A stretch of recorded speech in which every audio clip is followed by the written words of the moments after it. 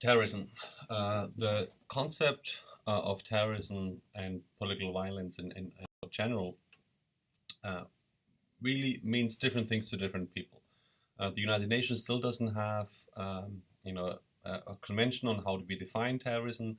If you look back in the period of decolonization after the Second World War, certainly a lot of people which were called terrorists at the time by colonial powers were seen as freedom fighters by the societies that were trying to liberate from colonial rule. Now, God, in political science, we do have a definition. It's the use of violence by non-state actors or governments that specifically target civilians. It uses clandestine attack methods and attempts to influence politics or coerce governments. So terrorism is not an ideology or political doctrine, but it's a method. It's a strategy, the application of violence or the threat of violence to sow panic and bring about political change. Now that's important because you hear often, the war on terror, or we have to defeat terrorism. Grammatically, academically, these are really silly, terms, because terrorism is a strategy. It is not an ideology. We cannot defeat something which has been around for throughout human history. Now, in fact, if you go back and look at the history of terrorism, we'll see, looking at the Salads, this was basically a Jewish militia fighting for the liberation of what is today Israel, Judea, from Roman occupation. They engaged in guerrilla warfare, killing Roman centurions in broad daylight, and knowing that they would be caught and knowing that they would be crucified. So they were really, not only assassins, terrorists, but they were, suicide terrorists, we would call it, because they knew they would be caught and they knew they would be executed. Now, again, the way the Romans responded to the Salads, that under Roman law, they classified them as sicari, called daggers. They were criminals. They were not seen as a political entity, but rather as criminals. So not robbers, assassins, not a military force. If you go back to what is today Iran, Persia, the assassins, the Arabic designation of a Shia branch during the Middle Ages, they were also engaged in an underground movement against the Abbasid Caliphate. So again, there was a Shia minority fighting against Sunni rule, what they perceived Sunni occupation. Again, they were unable to mount a conventional, military confrontation, so they didn't have the manpower, so they engaged in assassination. So they would sneak into tents of political leaders, of kill them, or would leave the dagger in their tent to sow fear, showing them they could get them if they wanted to. So it was an act of political murder, and of course the entire term assassination derives from that particular group. The Reign of Terror was a state-sponsored, what we now would call a state-sponsored period of terrorism. So governments can also sponsor terrorism against civilians if they want to. We have that looking at Iran did that, Libyans. If you go back, the French did that. We had that Reign of Terror.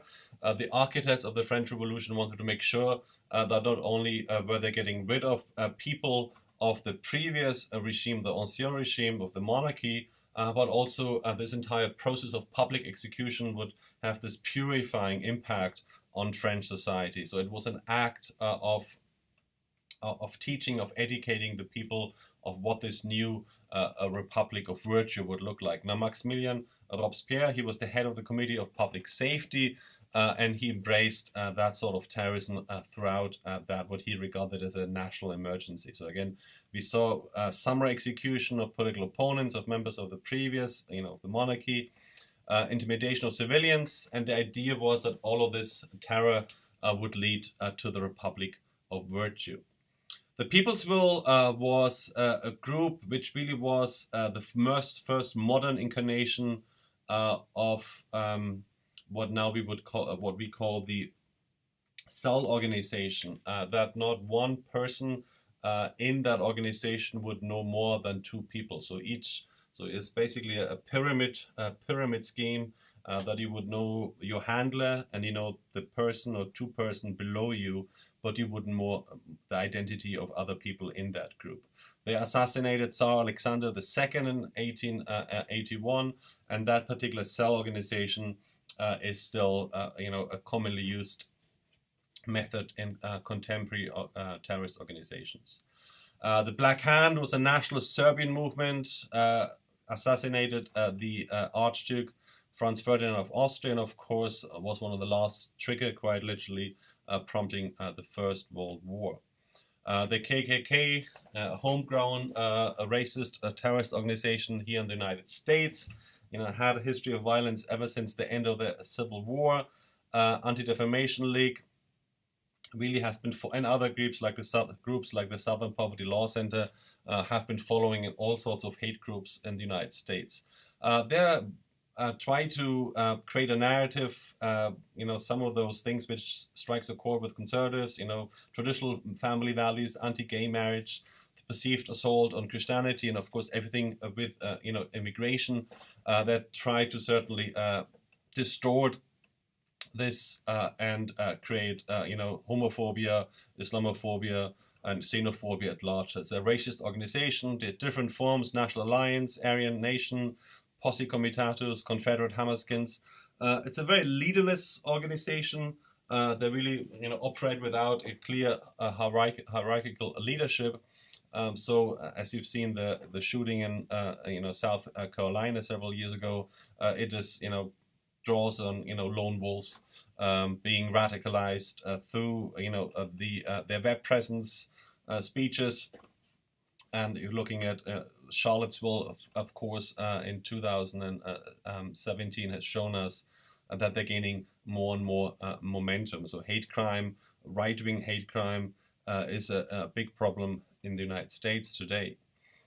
Going back in history, the Kamikaze, Divine Wind, these were Japanese suicide bombers which would fill their plane with explosives and would charge against US vessels in the Pacific theater during the Second World War. The goal was one man, one ship.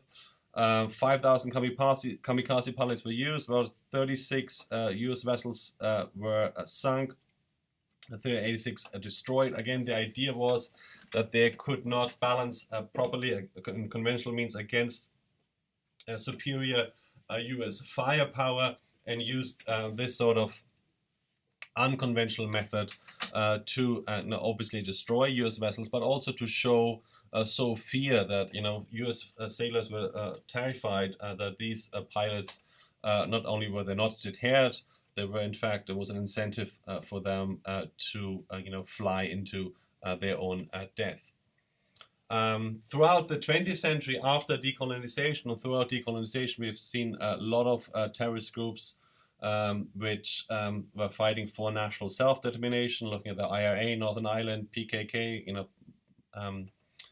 Kurdistan, PLO, Occupied Palestinian Territory, ETA, Tamil Tigers, so looking at the Basques, and of course Tamil Tigers was a Hindu, a Stalinist, Marxist terrorist organization in Sri Lanka, and they were the world leaders of suicide terrorism until 2001 after 9/11.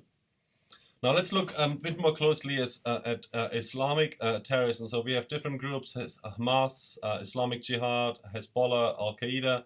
Some of them, like Hamas and Hezbollah, have a lot more nationalist type agendas. Again, looking at self-liberation of Palestinians. Hamas, Hezbollah, it was founded as a militia against the Israelis, but also as a Shia militia against other groups in Lebanon, and that goes back to the Lebanese civil war in the 80s.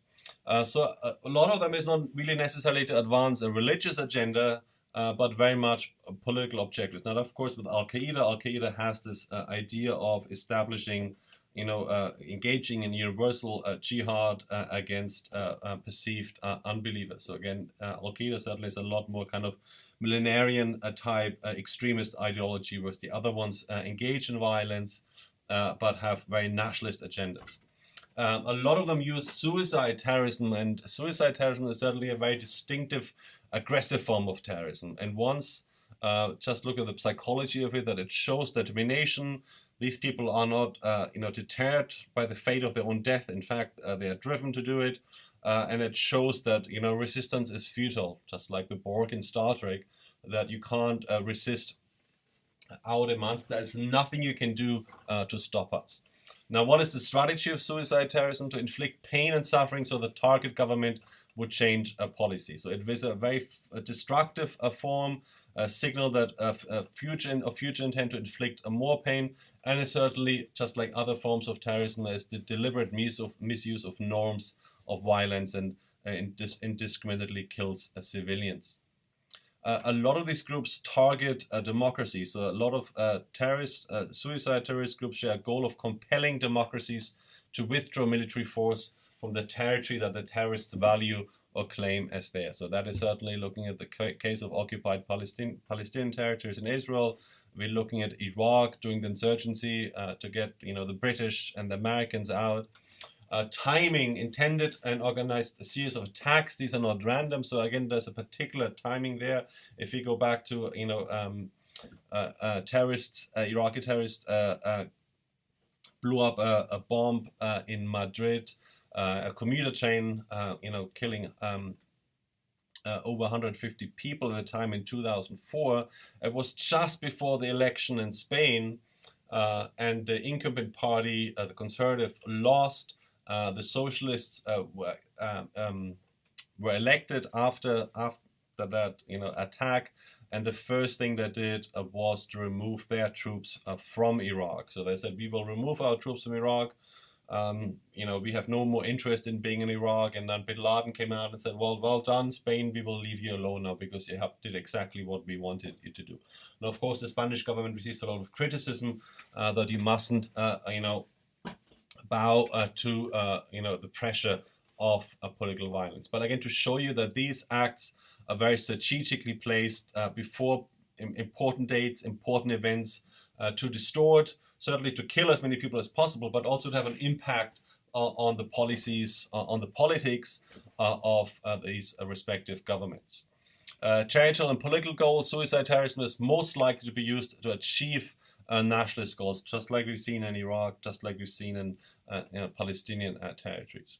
Now, again, looking at recruitment, radicalization. So again, as much as there might be nationalist goals, very secular nationalist goals, looking at Islamic fundamentalist doctrines, so the idea of holy war, Salafism, the idea Salafis were the companions of Prophet, the companions of the Prophet, and the idea how many extremist Islamists see that we have to go back to that pure unadulterated version of Islam, how it was during the time of the Prophet. So of course, all of these are rather wicked interpretations of religious doctrines, just like other religious extremist groups, in order to justify the killing of innocent civilians, including fellow Muslims. And again, that's important to highlight if you're seeing this sort of clash of civilizations discussions, that the vast majority of victims of Islamist terrorism are in fact Muslims. Now, what are the factors conducive to terrorism? So again, we're looking at a system level analysis. You've seen that throughout the course that we're looking at different levels of analysis. System level analysis, we're looking at globalization. Political violence here is a product of unequal global distribution of wealth. So globalization intensified this gap, and also creates sort of a cultural dislocation with its westernizing impact. So again, globalization has this homogenizing impact that everything becomes Western. That could lead to two results. That one is that people are embracing it. They're quite okay with it, or we actually see a rejection of what they see a cultural imperialist venture. So again, we've seen that in 1979 with the Iranian Revolution, they considered too much influence by the United States on Iranian politics, on Iranian culture, what was a very conservative, very orthodox leaning culture. So there were several factors which then lead to the rejection of the previous monarchy, and then of course the United States too. In fact, Ayatollah Khomeini called it West toxifications. So that was the cultural rejection of what many consider to be globalization is really a Western product in cultural as much as in material capitalist terms. The General Assembly president said poverty is a breeding ground for violence and despair. And if you look at the Muslim world, we see this general sense of humiliation, betrayal, and a loss of dignity. And then, of course, we see that a lot of these authoritarian regimes under which these people live have very good relations with Western powers, in particular the United States. Now let's look at the state-level analysis. How are these groups emerging, and what sort of roots do we see within the state? Now they have legitimate grievances with governments, but then these governments have inability, unwillingness to really address these issues. And now again, coming back to one of the theories of why people resort to violence. So people don't resort to violence because they're poor, but people resort to violence because they're relatively deprived relative to other members of society.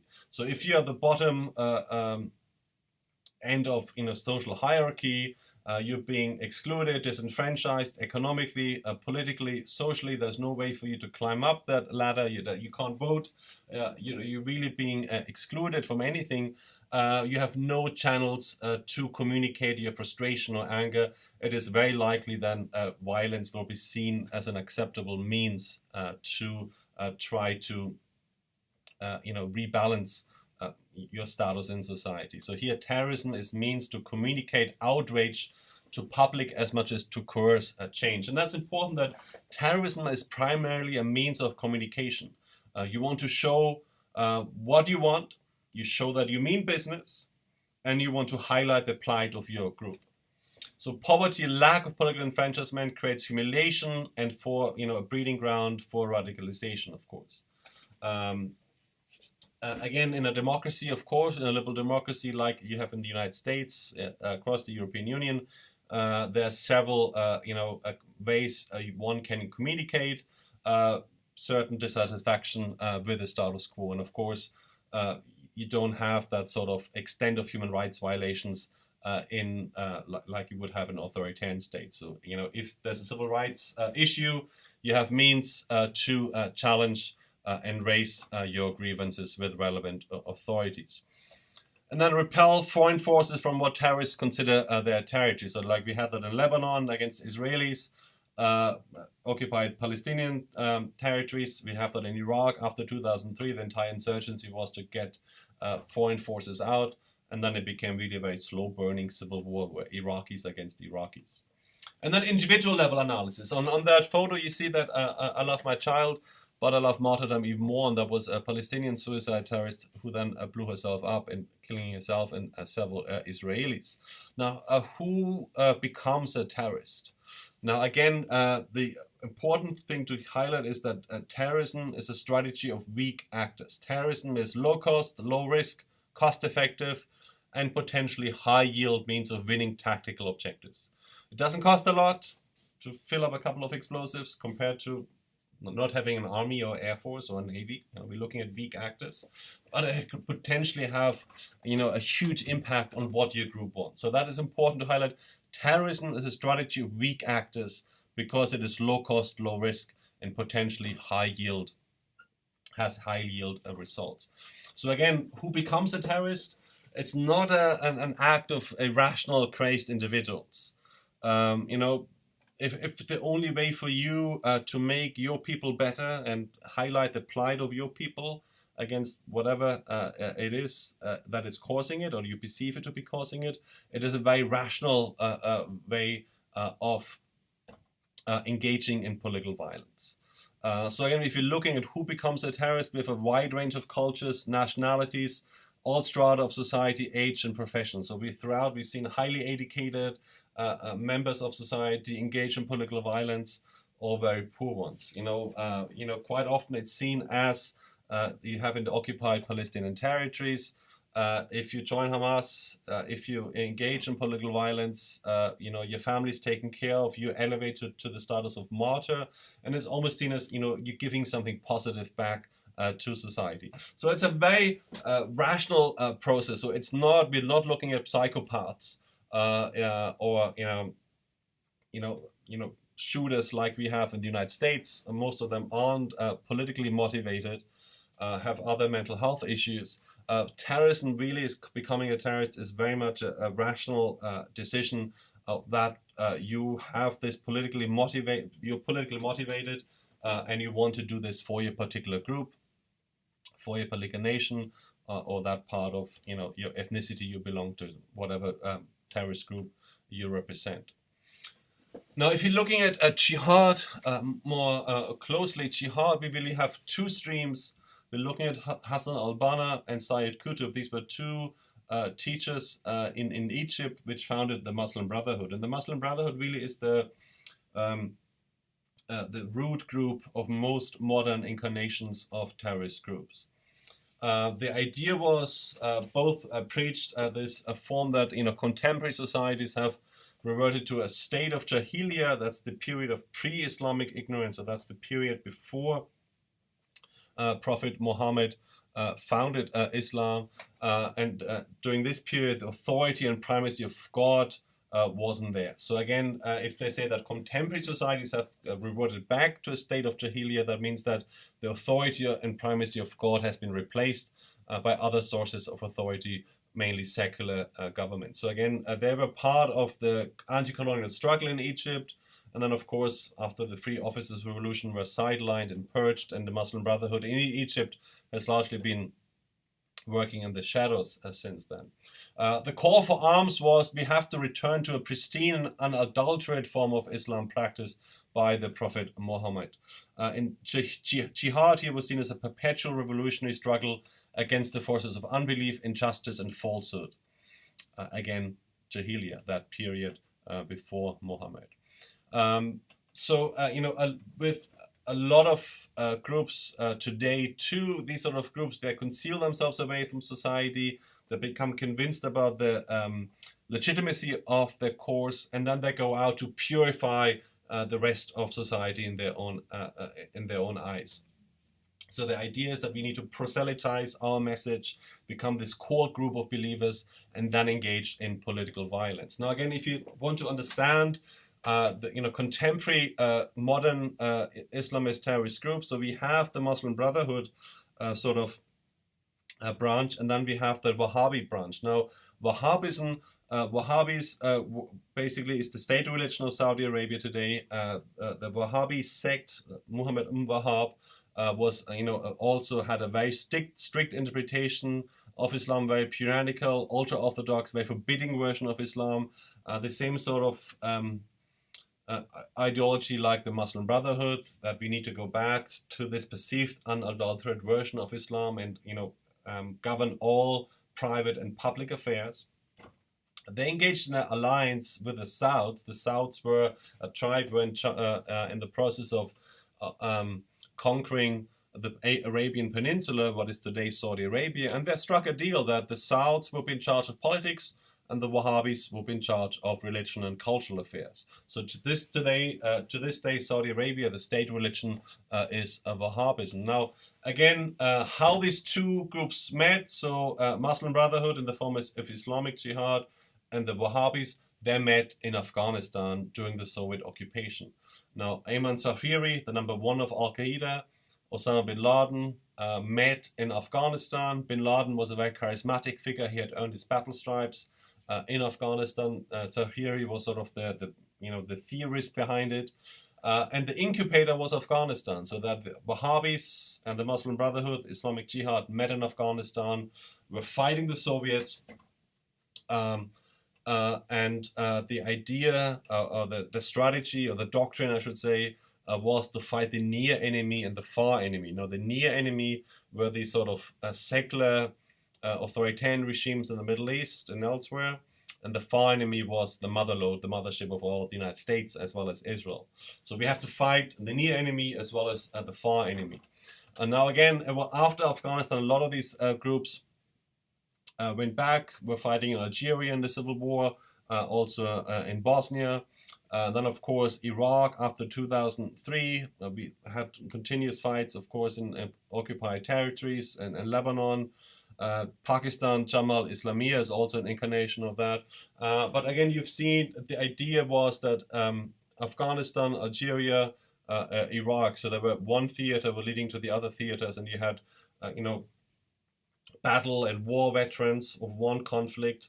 Jihadis join a new war and showing a new generation how it's done. And that is important to highlight that if you're in the business of terrorism, you have to earn your battle stripes. You need to know how to engage in these sort of, in political violence, assassinations, building a road bomb, having a safe house, mailing money in a safe way so you don't get caught by the authorities. So that's certainly a rather complex form of how to engage in insurgency or political violence.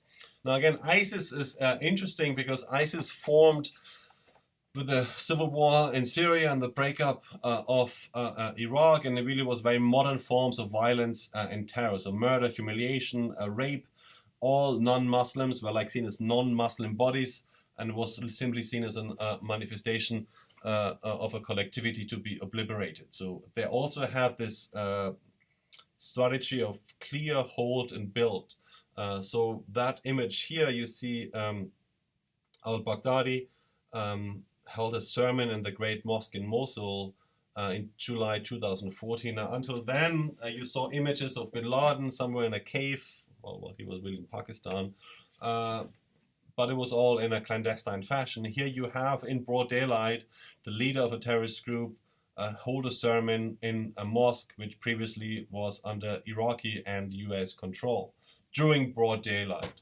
Now again, the capture of Mosul was a huge deal. It was the massive desertion by the Iraqi military. Everything collapsed, and several hundred ISIS fighters conquered Iraq's second largest city. That was in spring of 2014. Now, of course, throughout all of that, very fascist reign, they violated every principle of Muhammad's Islamic State in Medina in the 7th century, while of course claiming that they were the pure, Muslim representation. So again, coming back, the vast majority of victims by ISIS are in fact again Muslims, of course, as well as other ethnicities and other religions. Now, so again, if you look at the rise of ISIS, so we have this unprecedented level of violence unleashed by the Assad regime on civilians, opposition groups in the Syrian civil war. So we have this total war in Syria along ethnic and religious lines. The international community did not act early on to work with partners regionally to force a political situation and made this a very, very destructive conflict. We then had funding from the Gulf states, Saudi Arabia, Qatar, and others. These Salafi jihadi groups became more and more powerful. What was really a secular rebel group fighting against the Syrians became increasingly radicalized Islamist groups. And they became the most powerful one, and the more powerful they became, more people joined them. Not necessarily initially they believed in them, but they wanted to get rid of the Assad regime. And then fourth, the political marginalization of Sunni Muslims in Iraq by Prime Minister Maliki of Iraq. So you have these four reasons of how ISIS managed to rise so rapidly and gain so much power, and unlike Al-Qaeda, actually controlled territory. They actually governed over territories in Syria and Iraq. Now they've lost almost all of it today, by 2018.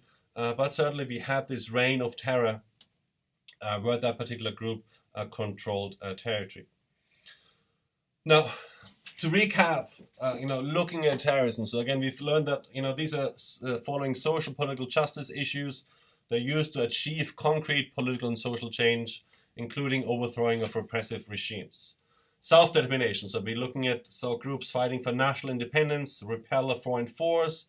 Racial superiority, so again, racist terrorist groups, white supremacist groups like we have in the United States, KKK and others, to have racial segregation, and also social, economic, and political power based on race. In the case of the United States, white people. Foreign policies, used to influence governments to take or refrain from taking certain actions, so they want to repel governments, compel them to change policies. Publicity, so it's a form of communication, you draw attention to your cause. To demoralize governments, making governments appear weak, incompetent. Terrorists really want to undermine legitimacy in policies of the governments they target. So again, to recap, these are strategies by weak actors to inflict pain, damage, and harm against more powerful states. Globalization is as much as a cause, if you look at system-level analysis, as much as means of terrorism. So modern communication, transportation, the entire network of transnational crime is important for terrorists to operate on a global level. Because terrorists control nothing, have nothing to destroy, and cannot easily be deterred, fighting terrorism certainly proves difficult for democracies. On that note, please consult the reading for your weekly discussions.